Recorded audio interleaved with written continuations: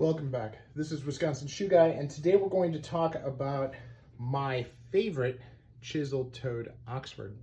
And we're really looking at Adelaide's right here because I don't have any others. I have a Wholecut, a few Wholecuts that I did a different video on, but today we're really going to just look at these three. And these three are all chiseled, but they all have a very, very different look to them in a couple different ways, and I want to go through that and really talk about what is different about them versus what's similar about them, and then we can go into talk about what is my favorite. So let's just walk around the room, as it were. And here I'm going to move these over here so you can actually see the shoes better. And so what shoes are we looking at here? We have George Cleverly Adam. We have a Crockett & Jones Westbourne, Gaziano and Girling, St. James II, and then the Alfred Sargent Moore. All wonderful shoes. Candidly, all kind of grail shoes for me early in my collecting, and very, very fortunate to have them. Now, as we look at starting with the Crockett & Jones, this is a standard. It has rounded heel counters. It has a standard reverse stitch with the flap. The heel counters are long, go beyond the heel.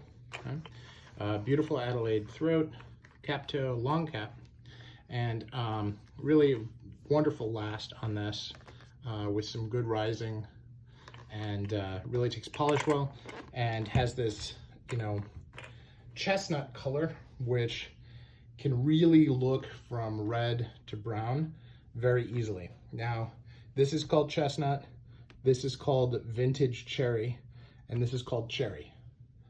And you can look at them all in the light, in different lights together, and in this light they look very, very similar. In other lights they are miles apart. So it's a lot of fun to own three that are relatively similar and really be able to kind of distinguish them in my own mind. Now, we talked about the Cleverly. This is actually in a pebble grain, so if you look close, you can see that. And then it has peaks, also has the stitch on the back, beautiful youth road black lining instead of tan. And then it has this beautiful fiddle back there as well with the painting. And again, pitched heel there versus the Crockett & Jones, which also has a pitched heel but is somewhat smaller. I think that this has thicker heel stack, right? The leather is a little bit thicker than it is on the Cleverly, although yeah, those are really thin. So something to look at there. Now, I believe that this particular Cleverly Adam is made by Alfred Sargent, but Alfred Sargent did some of them, some of the Adams. They have another pair of pebble grain that has a thicker texture to it, which has the exact same soles as my Crockett & Jones. So I'm going to say that that's probably different. Now, this is an Alfred Sargent named brand. This is a Moore. It does not have as much of a fiddleback, and nor does it have a painted sole. Well, not painted in two-tone anyway. The heels are straight instead of pitched, so that is a difference. The heel block is leather, but also thicker. Let's see if I can show you here the two heel blocks next to each other. You can see the size of the thickness of each piece of leather there.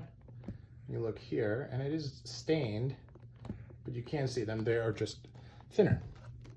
Now, again, this also has a peak. The height of the peak between the top line is a little different, but not tremendously so. They're on different lasts, right? Now, then we get to Gaziano and Girling. This is, the leather is just tremendously higher quality. I can't, it is peaked. They do have, so again, the peaking, the peak on the heel counter, the pitch on the heel. The pitch is very, very slight on this, but it is pitched, and you can see that the leather stack is is also very well done, but it's also thicker pieces of leather, right?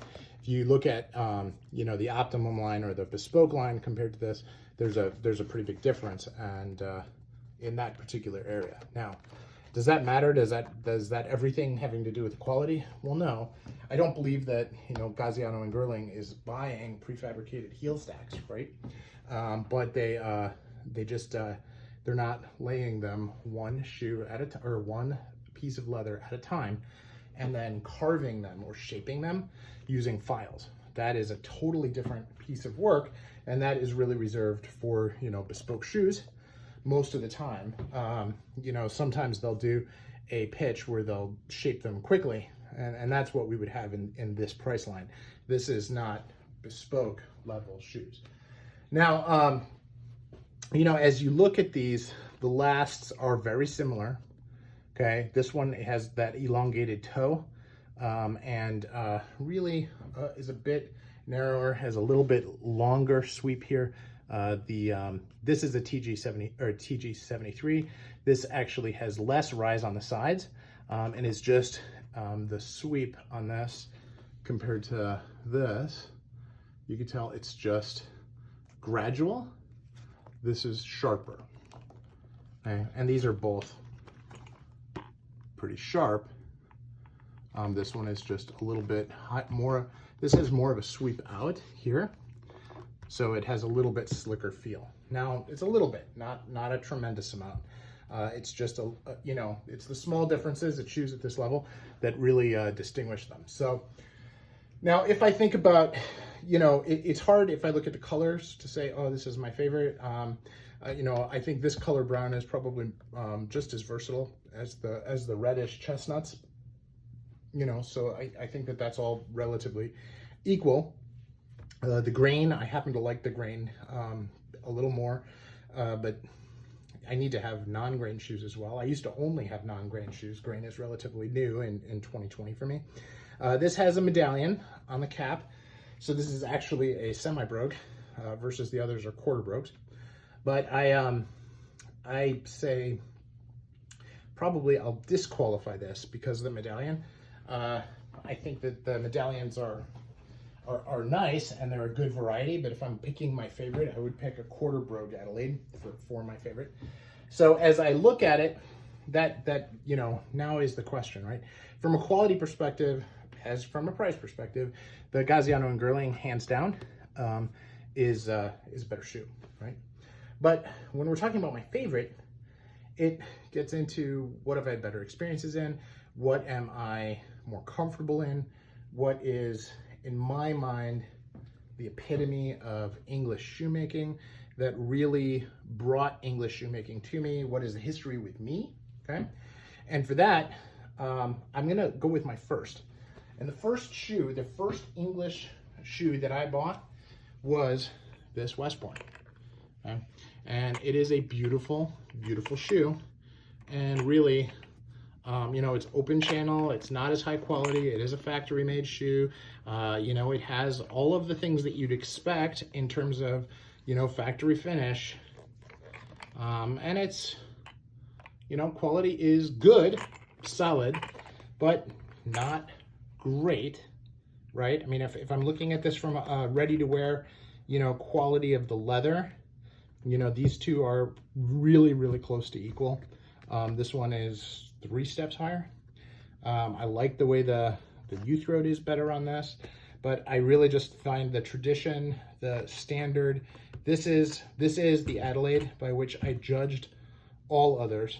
This is what I consider to be like the ultimate, you know, from the Brits. So I'm gonna go with my favorite being the Crockett & Jones Westbourne, okay, in chestnut. It also does not have the peaks on the heel counters, which I prefer the round. So that is my thoughts. So let me know your thoughts. Did I choose poorly? Did I choose well? Let me know.